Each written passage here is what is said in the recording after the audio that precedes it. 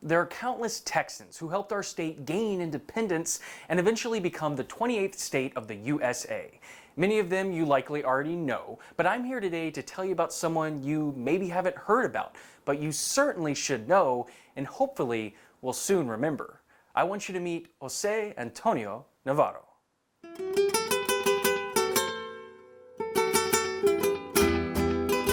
Born in San Antonio in 1795, Navarro had plenty of political roots in the family, well, and plenty of siblings, 11 to be exact.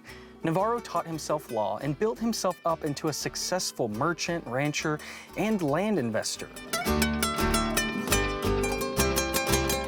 Navarro started to make a name for himself in the early 1830s when he represented Texas in a very unique way. While many of Navarro's friends and peers fought at the Battle of the Alamo, he was here at the Washington on the Brazos as these Texans worked to gain their independence. Not only was Navarro the only native Texan to work on the committee that originally wrote the Constitution for the Republic of Texas, he was only one of 2 native Texans to help draft and sign the Texas Declaration of Independence. Now, with their independence, these Texans were wanting more, which led to the Santa Fe Expedition of 1841.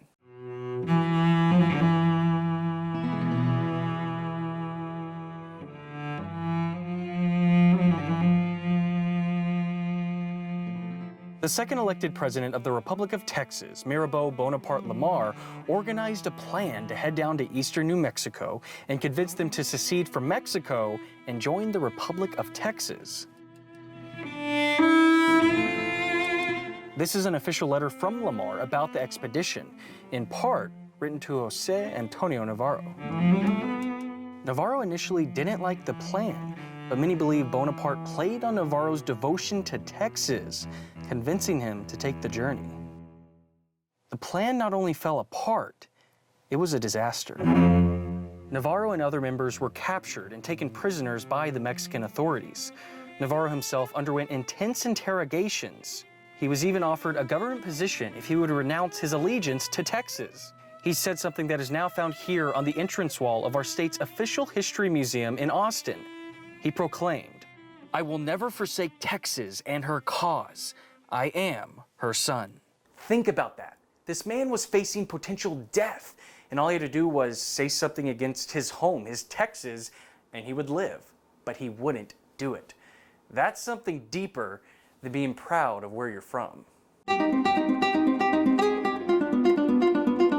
Navarro was convicted of treason and sentenced to death before the military Supreme Court overturned the verdict and sentenced him to life imprisonment. He was transferred here to the most dreaded prison in Veracruz, most commonly known as a prison of living death, a place in which no one was left alive.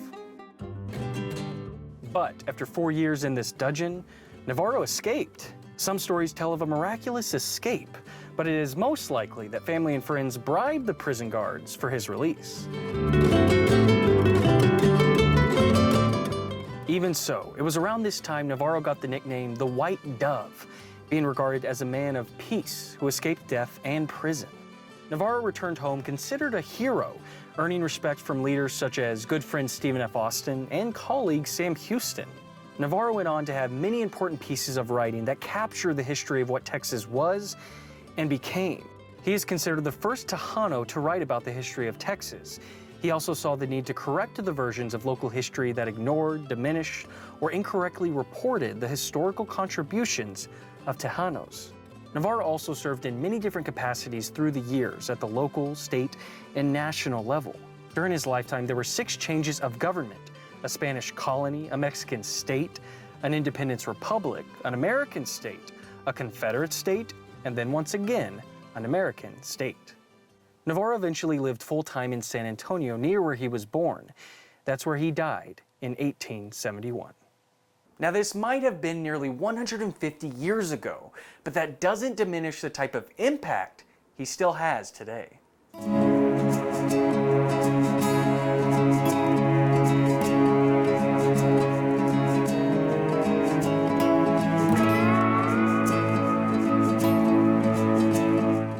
With more than 500 Navarro descendants throughout Texas and other states, there are plenty of things named after him. like here at Navarro Street in San Antonio, and the Navarro Schoolhouse, also in San Antonio. For those in North Texas, if you live in Navarro County, yep, that's named after him as well. Corsicana, a city within that county, is named in memory of his father's birthplace of Corsica. In 1936, the Texas Centennial Commission placed this large bronze statue of Navarro that now sits in front of the Navarro County Courthouse. It's not just about streets and cities and statues, it's about the people who won't let the memory of this man fade away. The nonprofit, the Friends of Casa Navarro, was founded by his great-great-granddaughter, Sylvia Navarro Tillotson, in 2006.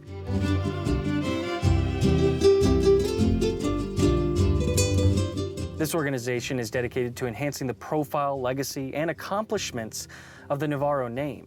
While they make sure to celebrate his birthday every year with people coming from around the state and country, they also are focused on scholarships for the younger generations and making sure to find ways to educate people on what Navarro did for Texas independence.